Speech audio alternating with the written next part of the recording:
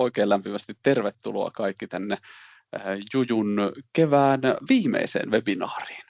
Ja mehän jatketaan tätä teemaa, mikä meillä on ollut näissä ikään kuin aikaisemmissakin webinaareissa, eli puhutaan tämmöistä johtamisen ristiriidoista. Ja tänään mennään sitten tämmöiseen nopeuteen kautta sitten harkintaan ja pohditaan siihen liittyvää ristiriitaa. Mun nimi tosiaan Hermanni Harju. On täällä Jujulla yksi yrittäjistä, eli kollegani Hanna ja sitten Mirva myöskin yhdessä täällä Jujulla yritämme. Ja, on siis meillä myöskin toimarina ja sitten asiakkaiden kanssa työskentelen johtamisen ja vuorovaikutuksen työyhteisöjen kehittäjänä. Mutta tänään enemmän hostin roolissa ja päätähtenä niin sanotusti, niin Hanna, niin haluatko itsestäsi lausua? Niin sanomassa huomenta, mutta ehkä nyt on päivää ennemminkin kaikille. Mä oon tosiaan Tähkähä Hanna ja yksi Jujun 3 yrittäjästä. Teen paljon töitä yrityskulttuurin kehittämisen, johtoryhmätyön rakentamisen, esihenkilötyön parantamisen parissa. Ja kyllä tämä ongelman ratkaisu niin sanotusti, johon se päätöksenteko sit, usein niin kuin ikään kuin kärjistyy ja kumuloituu, niin kyllä se on niin kuin mullakin joka päivä jollain tavalla jostain näkökulmasta lautasella, että kiva päästä vaihtaa vähän ajatuksia siitä. Yes. Ja hei, hypätään suoraan tähän teemaan, eli johtamisen ristiriidosta puhutaan ja nyt ennen kaikkea nopeuden ja sitten toisaalta harkinnan kautta, niin mitä sä sanoisit, miksi tämä teema on ajankohtainen? No mä luulen, että kaikki allekirjoittaa tämän, että kyllähän tämä nykymaailman vauhti on tosi kova.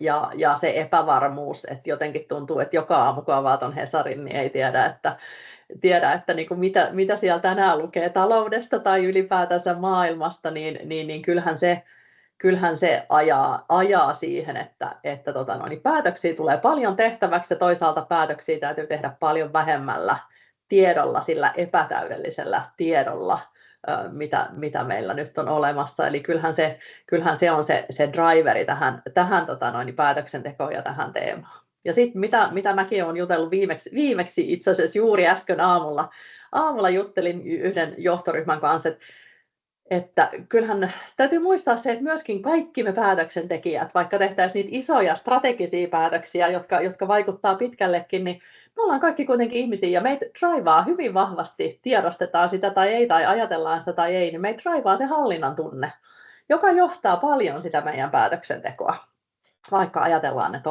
ollaan tosi analyyttisiä. Ja sitten just se hallinnan tunne, niin se saa meitä just monesti miettimään, että hei, onko tämä nyt sellainen päätös, mihin tarvitaan niin kuin nopea ratkaisu, vai onko tämä se päätös, mihin tarvitaan niin kuin pidempää analyysiä, ja koska sitä tietoa on riittävästi, koska ikinä sitä ei ole tavallaan niin kuin 100% hallussa. Joo, se on juuri näin. Kyllä tämä varmasti on vähän semmoinen teema, että johtamistyötä tekevillä niin kyllä tämä niin kuin koskettaa. Mitä sä sanoisit, kumpi on sun mielestä tyypillisempää, että se nimenomaan johtamistyössä, että se, että mennään vähän niin kuin liian nopeasti niin sanotusti, vai sitten enemmän se, että jahkaillaan tai harkitaan vähän niin kuin liiankin pitkään? Mä tässä niin kuin sujuvasti kierrän sun kysymyksen enkä vastaa suoraan, koska sehän on paljon ihmisestä kiinni. Toinen päätöksentekijä on tosi luontaisesti nopea, luottaa siihen intuitioon ja luottaa myöskin siihen, että asiat järjestyy, vaikka tulisikin tehtyä väärä päätös, niin hei, jollain tavalla me päästään taas oikealle polulle. Toinen sitten taas on luontaisesti enemmän semmoinen punnitsevampi, analyyttisempi, riskejä puntaroivampi. Eli mä en voi sitä sanoa, että kumpi on niinku ikään kuin yleisesti ottaen tyypillistä, mutta kyllähän se täytyy sanoa, että kyllä se nykyinen ympäristö ajaa siihen nopeeseen päätöksentekoon. Toki just kun ikään kuin ympäristö ajaa siihen päätöksentekoon, niin silloinhan ikään kuin se ratti, se ohjaustanko niin sanotusti, niin se on jollain muulla. Ja riskinä on se, että ajaudutaan tavallaan sieltä strategian johtamisesta sillä taktiselle tasolle, koska siellä on tosi paljon helpompi tehdä niitä nopeita päätöksiä. vaikka toki en halua sitäkään niin kuin yleistää, että nopeat päätökset on aina taktisia, hitaammat strategisia, voidaanhan me tehdä tosi hitaasti pieniä taktisiakin päätöksiä, esimerkiksi sitä, että no minkä väriseksi nyt maalataan kahvihuoneen seinät, tai sitten me voidaan tehdä tosi nopeasti myöskin isoja strategisia päätöksiä, esimerkiksi, että mitä tuotetta nyt lähdetään vaikka myymään, tai ehkä ennen kaikkea sitä, että mikä nyt esimerkiksi suljetaan niin kuin meidän tulonlähteistä vaikka niin kuin kokonaan pois, laitetaan rastit päälle. No joo. Just näin, hyvä muistus siitä, että ei tämä maailma tämänkään suhteen nyt ihan mustavalkoinen sitten kuitenkaan ole, vaikka se vauhti kova onkin. Sä olit hahmotellut muutama semmoista pääpointtia, joka yksi liittyy tämmöiseen nimenomaan niin kuin päätöksenteon niin kuin seurauksiin, siihen niin kuin aikajänteisiin. Mitä sä sanoisit siitä, että mistä ikään kuin tunnistaa se, että mikä on tällainen niin kuin riittävä ajankäyttö päätöksentekoon, nyt kun johtamisesta puhutaan? Se on tosi hyvä kysymys. Se on tosi hyvä kysymys ja se on ehkä niin kuin kaiken avain. Mä koen, että se, että ensinnäkin vaikka tekisi kuinka paljon päätöksiä päivittäin, niin niiden ääreen on hyvä pysähtyä hetkeksi aikaa. Ja se ei tarkoita, että se tarvitsee olla niin kuin pitkä analyysi, mutta vähän miettiä, että onko olennaisia näkökulmia kuultu. Onko riittävästi kuunneltu ihmisiä, jotka tietää asiasta tai joihin tämä päätös vaikuttaa. Ja ymmärretäänkö me päätökset riittävän hyvin, myöskin pidemmällä tähtäimellä ja myöskin tavallaan ne, mihin mä viittasin tuossa aiemmin, myöskin ne niin kuin kumulatiiviset päätökset. Ja sitten se, että tiedetäänkö me just se, että keihin tämä vaikuttaa, mitä tämä mahdollistaa, mitä tämä voi heikentää. Ja tietenkin se, meillä on aina, toimitaan toivottavasti aina tavoitteellista, niin viekö se päätös toivottuun suuntaan. Jos otetaan esimerkiksi, että hei, no valitseks mä tänään punaisen tai sinisen paidan, niin joo, ei mun tarvitse siinä nyt kauheasti, niin kuin, vaikkakin se on päätös muiden joukossa päivällä, niin ei mun tarvitse, se ei kuitenkaan vaikuta kauhean strategisesti monenkaan ihmisen tekemiseen tai edes siihen tuloksen tekemiseen, eikä siinä tarvitse niin kuin olennaisia, tai ei ole kauhean montaa muuta näkökulmaa kuin mun oma fiilis, mitä mä haluan siinä aamulla kuulla. Mutta sitten kun tullaan esimerkiksi siihen, hyvä esimerkki voi olla nyt monella, kun mietitään, että jos ei ole talous vielä lähtenyt hienosti kasvamaan, niin kuin Nordeakin tuossa aamuutisissa jo sanoi, ja jos on edelleen ikään kuin säästöruuvit tiukalla, niin kuin monissa organisaatioissa on, niin lähdetään miettimään sellaisia pieniä säästöjä esimerkiksi niin kuin henkilöstöeduista. Ja ajatellaan, että no, tämä on nyt tämmöinen nopea fiksi, ja me saadaan tämä nyt niin kuin nopeasti, kun vähän väännetään niin kuin ruuvia tiukemmalle. Ja joo, se on nopea fiksi, se on helppo tehdä, se päätöskin on tosi nopea tehdä. Mutta sitten kun lähtee miettimään, hei, että oikeasti mihin tämä vaikuttaa pidemmällä tähtäimellä, millä tavalla tämä vaikuttaa esimerkiksi työnantajabrändiin, psykologiseen turvallisuuteen, niin sitten tavallaan kumulatiiviset ikään kuin seuraukset saattaakin olla niin kuin hyvin paljon pidempiä, mitä se niin kuin lyhyellä tähtäimellä näyttää. Eli pieni pysähtyminen sen ääreen, että hei, onko nyt riittävästi tietoa tehdä päätös. Ja mitä tuossa slaidillakin lukee, niin kyllähän se on totta, että sekin, että vältellään sitä päätöstä, niin se on päätös itsessään ja silläkin on seurauksensa. Joo. Eli kannustat kysymään aika paljon kysymyksiä myös itseltä, että siinä kohtaa kun ollaan päätöstä tekemässä, että no, mihin tämä vaikuttaa. Ja tässä tulee tämmöinen mielenkiintoinen, vähän niin kuin tämmöiselle kvartaalitaloudellekin tyypillinen, että sitten me voidaan esimerkiksi niin kuin taloudellisesti lähteä miettimään tosi sitä niin kuin lyhyttä aikajännettä, jolla voi olla tosi selkeä, no kyllä, tämä vaikuttaa nyt lyhyellä aikavälillä niin kuin positiiviselta ja saadaan vaikkapa niin kuin säästöjä, mutta just toi, mitä kuvasit, niin se, että mikä se vaikutus on pitkällä aikavälillä tai toisaalta lyhyelläkin muihin asioihin kuin just siihen, mitä me niin kuin heti keksitään mitata, eli ne konkreettiset eurot, että just vaikka tämä niin kuin, työntekijätyytyväisyys tuossa sun esimerkissä. Kyllä, juuri näin. Ja toi kun kuvasit ikään kuin päätöksenteon määrää, kuinka niitä päätöksiä jatkuvasti käsillä on, niin siitä tuli just tällainen mitä ollaan vähän aikaisemmissakin webinaarissa avattu, tämmöinen niin kuin päätösväsymyksen teema, eli kyllähän se, että jos me ikään kuin hirveästi ikään kuin niihin arjen pieninkin asioihin, ja meillä on tosi paljon asioita, mitä me nimenomaan pysähdytään miettimään ja mietitään, niin se on kyllä myös tosi raskasta, ja sitten siinä voi käydä just niin, että semmoista aika operatiiviset asiat sitten vie vähän sitä meidän kaistaa sieltä päätöksenteolta. Joo, ja tuossa mä kehotankin miettiä tavallaan sitä, että hei, mitä päätöksiä pystyy automatisoimaan. Mehän tiedetään yritysjohtajia, joilla on joka päivä samanlainen harmaa paita päällä, jotta sitä kaistaa ei mene ikään kuin tämmöisiin niin kuin sekundäärisiin päätöksiin. Ja kehotan myöskin miettiä, että hei, täytyykö mun niitä tehdä ne kaikki päätökset, vai voinko mä delegoida just sitä päätöksentekoa, jotta mulla on itselläni enemmän aikaa keskittyä niihin oikeasti niin kuin isompiin päätöksiin, jotka vaatii pidempää pysähtymistä. No just näin. Taas sitä alkaa miettimään, että kuinka paljon aikaa kannattaa käyttää siihen taskuliinan värin valitsemiseen. Joo, hyvä pointti, sen takia joskus käytän. No hei, sit kun pohdit niin kuin vähän tätä, että tätä teemaa, että mitä se tarkoittaa, jos tehdään vähän niin sanotusti laput silmillä päätöksiä, että tavallaan mennään niin kuin vauhdilla.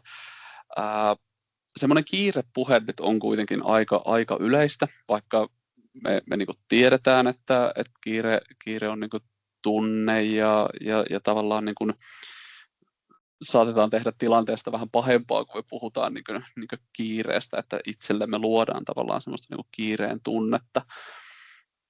Mitä se sun näkemyksen mukaan aiheuttaa tällainen niin kuin, kiirepuhe niin päätöksenteolle ja ehkä ajattelulle yleensäkin?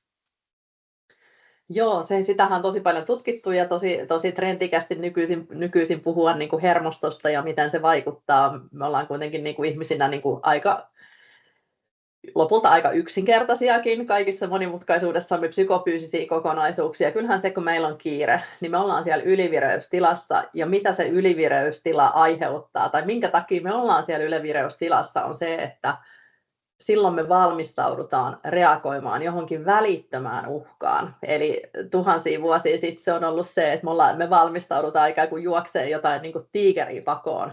Eli se on niin kuin ihan elämän ja kuoleman kysymys, se stressitila. Ja mitä me silloin tehdään, niin me tosiaan niin kuin keskitytään siihen, että hei, mikä on se uhka välittömästi. Meillä ei silloin toimi tämä tavallaan täällä etuotsalohkossa oleva niin kuin kognitiivinen päättelykyky, se ongelmanratkaisukyky, luovuus, vaan silloin me oikeasti niin kuin fyysisesti niin kuin mietitään, tai fyysisesti ikään kuin tehdään se päätös, että hei, juokseks mä pakoon, lähdekö mä taistelemaan vai ikään kuin lamaanunko mä, leikinkö mä kuollutta. Niin voidaan niin kuin ikään kuin ymmärtää, että silloin kun me ollaan tuollaisessa ylivireystilassa miettimässä sitä välitöntä uhkaa, niin ne ei kauhean niin kuin ikään kuin harkittuja ne päätökset silloin ole. Ne voi olla täysin oikeita, jos on niin kuin tiukka tilanne, jos täytyy tehdä se päätös. Esimerkiksi tuolla liikenteessä, niin eihän sitä voi lähteä niin kuin analysoimaan niin kuin monesta eri näkökulmasta.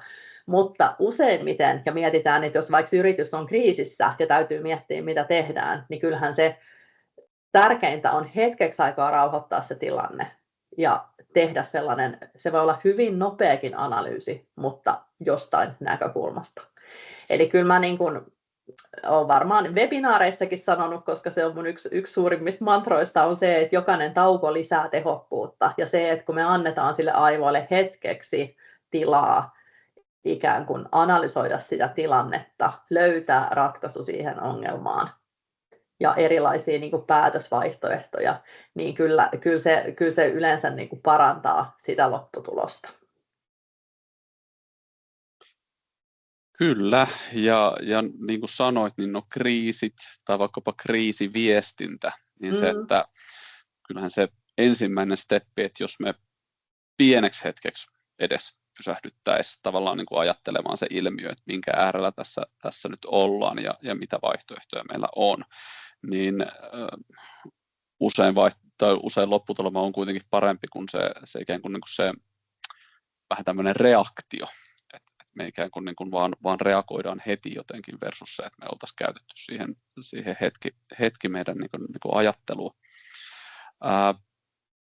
Tässähän on sitten sellainen, kun ihmiset on toki niin kuin hyvin eri rytmisiä ja itse vaikka olen ehkä niin kuin luonnostaankin hitusen rauhallisempi,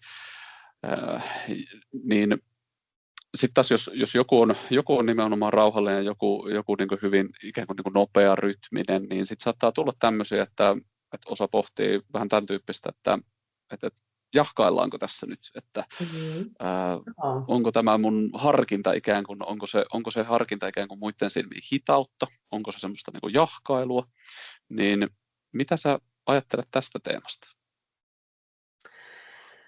Joo, ja tämä onkin niin kuin mielenkiintoista taas, että annetaanko me ikään kuin se, miten mä sanoisin, sieltä tuli chattiin muuten kysymys, palaan siihen ihan kohta, mutta tässä on niin kuin taas kysymys siitä, että annetaanko me tavallaan se ohjauspyörä jollekin muulle. Eli tavallaan lähdetäänkö me siihen, että joku muu puskee meitä nyt tekemään sen päätöksen, vaikka itse tuntuu siltä, että haluaa hetken ajatella.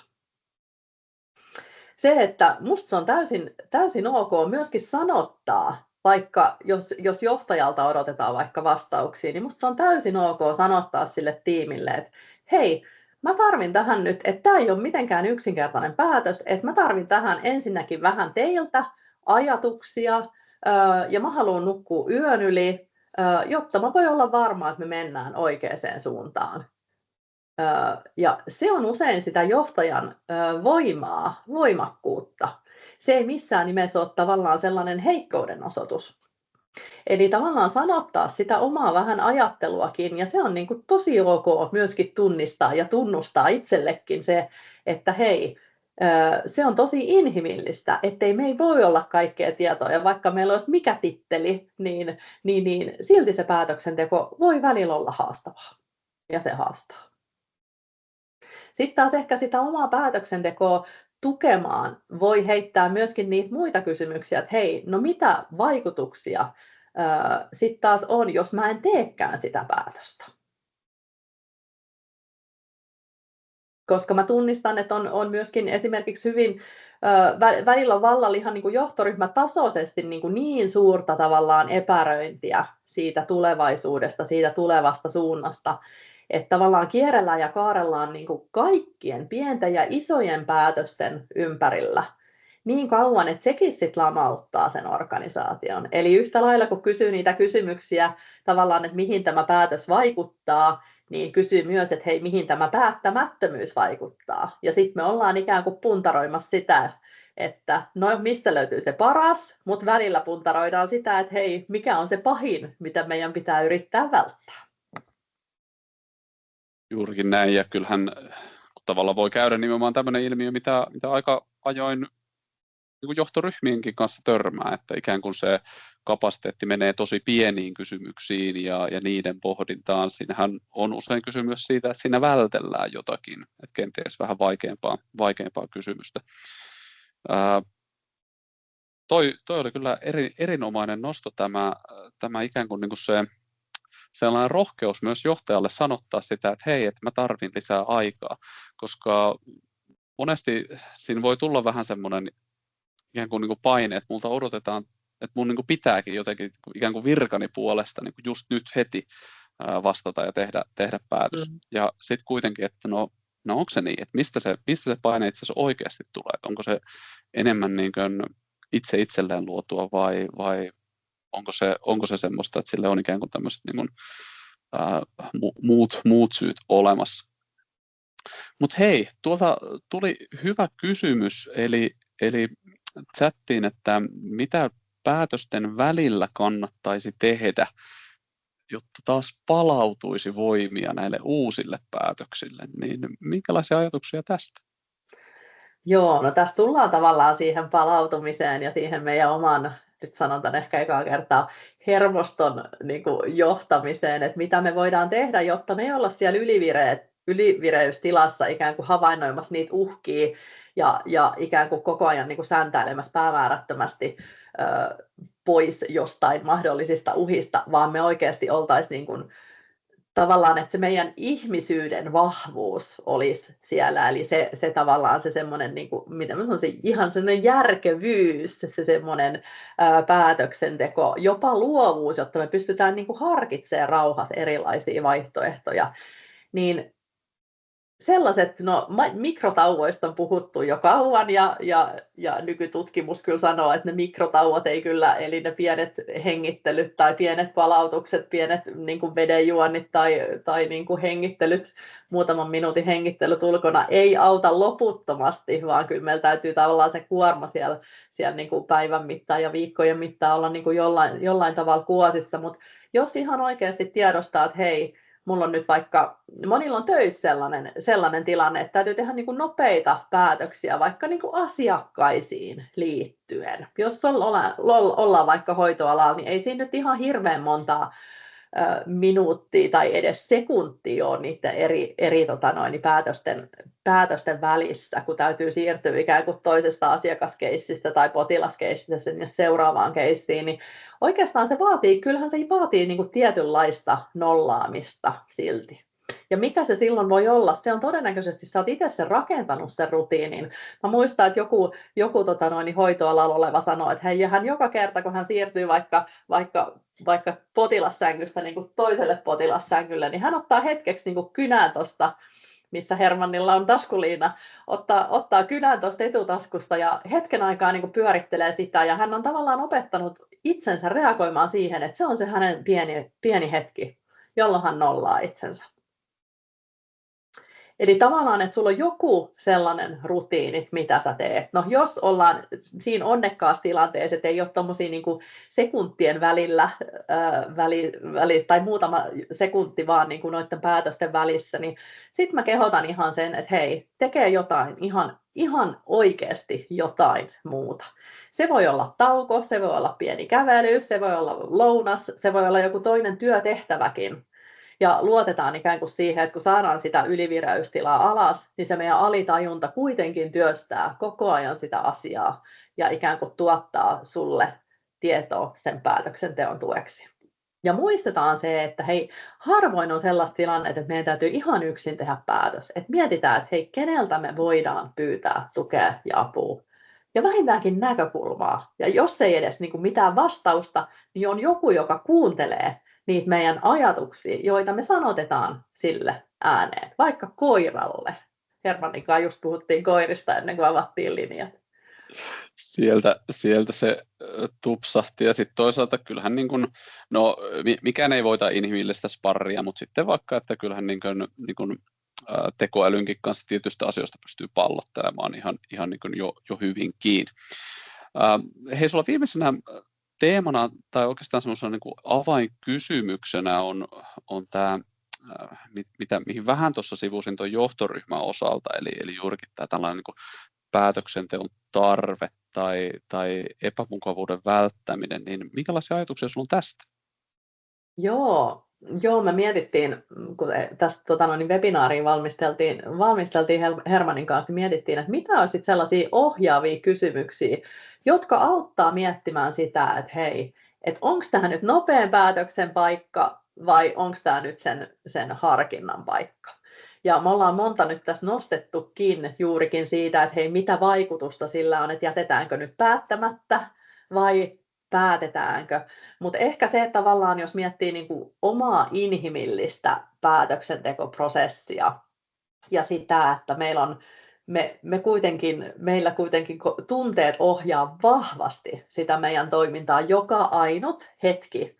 Tunnistetaan sitä tai hyväksytään sitä tai ei, niin se tapahtuu. Niin kyllä ehkä semmoinen niin pääkysymys, mitä mä sanoisin, mitä kannattaa miettiä, että hei, kun sä oot sen päätöksen äärellä, niin onko oikeasti tämä hetki nyt sellainen, että se vaatii sen nopean päätöksen, vai teekö sä sen päätöksen vaan sen takia, että sulla on huojentuneempi olo, kun on joku suunta päätetty. Eli sä haluat välttää sitä epämukavuutta, mikä sellainen niin kuin tilanne, jossa päätös on vielä auki, mitä se mitä se aiheuttaa. Me saadaan varmaan kaikki kiinni niin kuin tuhansia esimerkkejä ihan siis meidän arjesta, että miten asiat helpottuu, kun on tehty päätös. Vaikka se, että hei, onko mä nyt riittävän kipeä tai riittävän terve tehdäkseni töitä, vai esimerkiksi näin yrittäjänä, peruutanko mä nyt jonkun asiakastilanteen, vaikka valmennuksen, että mä oon niin kipeä, että mä että mä pystyn tekemään töitä. Eli tavallaan se epämukavuus siitä päättämättömyydestä on usein tosi suuri, ja me tiedetään se, että sitten kun mä teen sen päätöksen, että hei, nyt mä oon sairas ja mun on pakko vaikka lykätä tätä valmennusta, niin se tilannehan helpottuu heti, kun se päätös on tehty. Eli se, että johdatko sä sillä päätöksellä omaa tunnettasi vai oikeasti sitä tilannetta, niin se on ehkä se kuitenkin se ydinkysymys näiden kaikkien apukysymysten lisäksi, mitä tässä ollaan tässä webinaarissa heitetty teille vinkkeiksi. Yes, kiitos Hanna, ja tuosta nousi itseltäkin lukuisia esimerkkejä mieleen tämmöinen, että jos on joku asia ikään kuin mikä on ollut päättämättä ja kuinka paljon se on itse asiassa sitten kuormittanut ja kuinka paljon se on toisaalta auttanut sitten, kun on tehnyt sen päätökseen. Mutta ajan puitteissa niin en lähde nyt omakohtaisiin esimerkkeihin sen enempää. Aletaan vetämään yhteen, eli mitä tästä Hanna niin kuin itsekin niin kuin poimin, niin nimenomaan tämmöisiä avainkysymyksiä, eli mitä miettiä, että juurikin se, että no, kuinka pitkät seuraukset tällä päätöksellä on, että siitä saa vähän osviittaa siihen, että kuinka paljon aikaa tähän kannattaa käyttää. Sitten toisaalta tämä niin kuin kiireen vaikutus vähän niin kuin mentaalisesti, että mitä se aiheuttaa, jos mä kuljen laput silmillä ja menen tavallaan sillä nopeammalla ja niin kuin kiireen kautta. Ja sitten toisaalta tämä viimeinen, että onko kyseessä nyt tosiaan tämmöinen niin kuin epämukavuuden välttäminen, että miten se taas suhteutuu tähän päätöksenteon ikään kuin tarpeeseen. Mutta nämä on semmoisia teemoja, että näiden parissa me paljon työskennellään sekä ihan yksittäisten esihenkilöiden ja johtajien että sitten johtoryhmien kanssa, koska useinhan nämä on myös semmoisia asioita, että ne koskettaa sitten organisaatiossa useampia. Ja me nostettiin tuohon meidän tämmöinen johtoryhmän tarkistuslista, tämmöinen opas, mikä tuolta meidän sivuilta löytyy. Haluatko Hanna lyhkäisesti vielä avata, että mistä tuossa oppaassa on kyse ja mitä hyötyä siitä voisi olla?